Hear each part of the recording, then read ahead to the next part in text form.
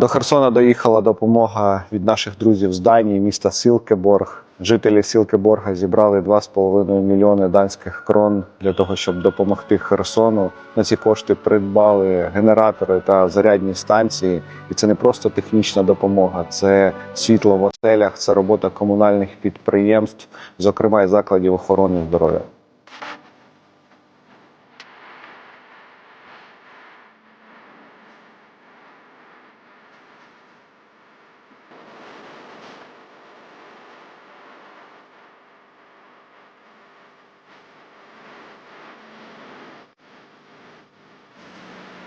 Велика подяка місту Сілкеборгу, бургомістерці Хеле Гаде і всім, хто причетний до цього.